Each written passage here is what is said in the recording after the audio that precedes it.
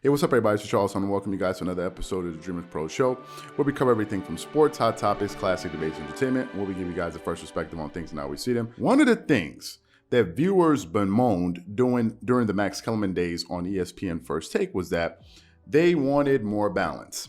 During the time when Max Kellerman was on First Take, too often I think people felt as if Stephen A. Smith was on TV bullying Max Kellerman. We did a bunch of videos about this. We even did a video where we said, I thought this was getting a little bit weird. It's a little bit strange. Why is this guy speaking to this guy like this on TV? And since he is the part of that show, people were kind of clamoring to see, okay, who's going to be the guy that's going to be able to bring a little bit of balance to the show where you don't have a scenario in which Stephen A. Smith is just basically dominating his guests, his views and opinions are the prevailing ones on the show, and no one really is going to be able to get a word in. So when ESPN originally acquired or signed JJ Redick to their roster, we were actually one of the people that actually covered that move. It didn't get a lot of headway at the time.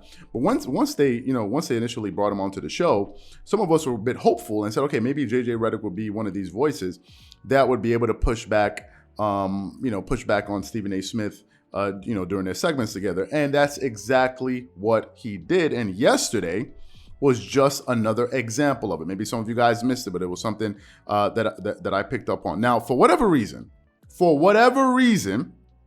Stephen A. Smith has been a little bit reluctant to give Giannis Antetokounmpo his props. What I've noticed with him is that he usually puts an asterisk next to people or players that he doesn't feel, or that he doesn't really feel all that good, or he doesn't really think highly of. He did the exact same thing with Kawhi Leonard. When Kawhi Leonard won his championship with the Toronto Raptors in 2019, if I believe this is 2018-2019 campaign, he said that the only reason that Kawhi Leonard and these guys were able to win that championship is due to the injury of Klay Thompson, right? And he's like, well, because they got lucky. Okay, fine. Few years later, Giannis Antetokounmpo wins the NBA championship, and they're like, there's no way he would have made it to the finals if Kevin Durant wore bigger shoes, or if this guy was healthy. So that's really been the case with this guy. He always finds a way to kind of say, okay, he's good, but he could have done that. He did this, yeah, but because this thing happened, that thing happened, but whatever. So yesterday, JJ Redick and Stephen A. Smith were having an episode, and they were talking about who was the best team in the Eastern Conference, whatever the case is. And during that segment, Stephen A. Smith started off with his usual nonsense, hating on Giannis Antetokounmpo for whatever reason. I just don't understand it. And JJ Redick yesterday basically called him on it. And it was like, listen, bro, I don't know what you're talking about. So for those of you guys who missed that segment on ESPN First take a listen to the exchange. First of all, listen to Stephen A. Smith make his point, and then listen to JJ Redick push back on him. Take a listen to that here. And I'm of the belief, and that's just a bias that I have, JJ, which is why I've always loved you. I'm big on perimeter shooting. As much as I love Giannis, I have always said I don't even want to hear about him compared to Kevin Durant because he can't shoot like Kevin Durant. I know Giannis is phenomenal. 30, he averaged 30 and 15 in his sleep. But when it really, really counts and there's a roadblock to you getting to the hole, I'm just talking about a play here or there, Jay, where you're called upon to pull up and hit a perimeter shot. We know KD money. That's not necessarily the case with Giannis. Giannis was a big man in a little man contest in the finals because DeAndre Ayton had no help. Zari got hurt. Kaminsky is no answer, okay? That's why Phoenix went out and got Biyombo and they got JaVale McGee because you need some size and some athleticism at a big spot in case you run into a guy like Giannis again. I don't know why you keep bringing this thing up with Giannis. The guy had a 50 ball in Game 6 to close out a finals. So he is as good as it gets in the NBA. It doesn't matter that he can't shoot. They have enough shooting around him. That is sacrilegious. That is sacrilegious what you just said on national television. No. One of the great three-point shooters in NBA history is going to sit up here on national television in front of my face and say, excuse me, who cares if he can't shoot? It doesn't matter. He can't shoot? Really? You, of all people, would say that? He proved that last year. He doesn't need to shoot. Did I not just bring up what happened against Phoenix, what the Phoenix situation was? Did I not just bring? You're just going to ignore the fact that I brought that up? I mean, again. But my point, so I wanted to touch on that, if you'll let me. Go ahead. And I understand the personnel moves that Phoenix made in an effort to combat Giannis in the finals. Okay. Who is guarding Giannis for the Brooklyn Nets? They have nobody with size. They have nobody. Claxton? KD, you're gonna play a 6 or 7 game series with Claxton on him? No. With Blake on him? With LaMarcus? Come on. Time out. There's not. Now, first of all, he said a lot. Stephen A. Smith said a lot. When JJ Redick said he dropped 50 points, he had a 50 piece in the NBA Finals, and Stephen A. Smith said, so what? At that point, to me, that's the first problem. The guy dropped a 50 piece in an elimination game in the NBA Finals, and after that, on a closeout game, and after that, all you can say was, so what? Okay, fine. Name me 5 players that have had better performances than Giannis Antetokounmpo did in the NBA Finals in a single game. Name me 5 other performances that you can say, without a doubt, that were better than the performance that Giannis Antetokounmpo put forth. Because what he tried to make it seem like was, oh, this is something that happens on the regular. So name me the person, or name me the players that have put forth an NBA Finals game that was better, in a win, by the way, that has played an NBA Finals game that was better. That you can say, this guy, his performance was much better than the performance that Giannis Antetokounmpo put forward. Giannis Antetokounmpo's performance was up there with Magic Johnson's game, Michael Jordan's closeout game against the Utah Jazz. That was one of the, you can watch basketball for the next 10 years and you'll be hard pressed to see a better performance than what Giannis put forward in the NBA Finals. That's the first. And secondly, I've noticed that people like to play games with Giannis. For whatever reason, people like to play this game with him. Like Giannis Antetokounmpo is a 6'11" forward. Go look it up. It's on NBA.com. They list it right there, right?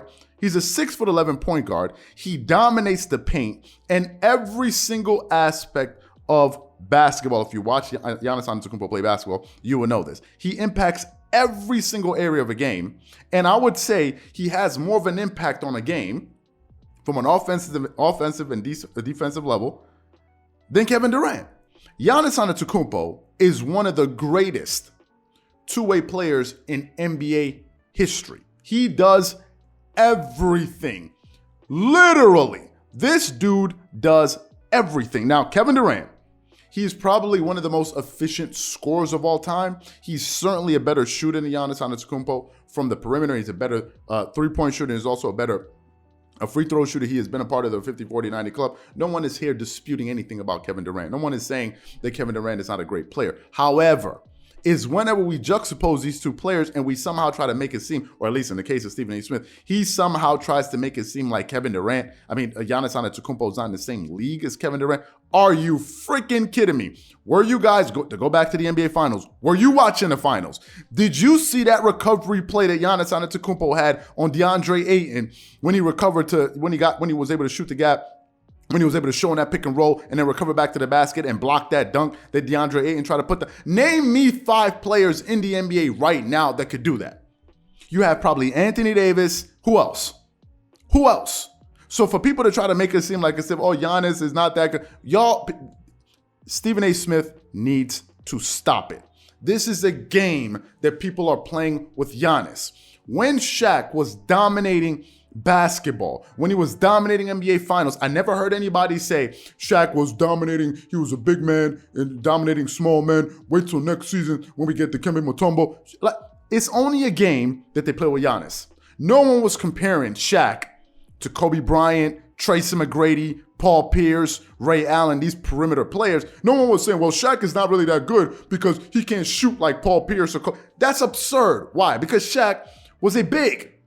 Shaq played big, and it's the exact same thing with Giannis. But whenever we come to Giannis, oh, Giannis can't shoot like KD. He can't shoot like I don't know, a Kawhi Leonard or Paul George or Stephen Curry. We like to play this game with him because we're looking for ways to nitpick this guy. Look at Giannis's last 4 years in the NBA. If you look at his 4-year stretch, if this guy isn't as good as he said, so help me understand. If what Giannis does is so easy, why aren't more people doing it? In the last 4 years, this guy has won 2 regular season MVPs, not to mention he's made all NBA teams, defensive teams. He won the Defensive Player of the Year, and he won an NBA championship. You can't scoff at that. You can't scoff at the fact that he had a 50-point game in the NBA Finals, and that's why I was happy that JJ Redick pushed back on his nonsense, because to me, it's a joke. What are we even talking about here? The guy was dominant. Did you see the game that he had yesterday against the Los Angeles Lakers when he dropped a 44-piece on them? Are we going to sit back and say, well, he didn't shoot 7 jump shots, so therefore he's really not that good. He got all of his baskets in the paint. Who cares? He dominated the game the same way Shaq did, the same way Hakeem did, the same way Tim Duncan did. But whenever it comes to Giannis, all of a sudden we need to play these games with him and try to find ways to cut him off at the legs and say, oh, he's really not that. I think it's a game that they play, and I think it's unfair to this guy. It's unfair, and it's usually Stephen A. Smith playing these games, and I don't know why. I really don't know why. So to me, I'm happy that he pushed back on him because Giannis Antetokounmpo does not deserve this type of foolishness.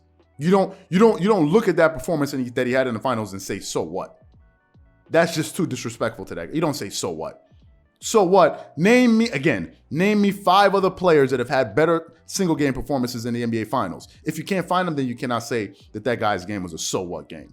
You just can't say that. So that's my opinion, and I'm glad that JJ Redick called him out. So what I want to know from you guys, first of all, what do you think about these comments that this guy's making about Giannis? And number 2, what do you think about the comments that JJ Redick made when he was pushing back? What do you think about the points that he made? Whatever you guys think, please leave your thoughts and comments in the comment section below. Again, if you enjoyed the video, be sure to make sure you go ahead and hit the like button, hit the subscribe button, and hit the notification bell to be notified whenever we drop our content.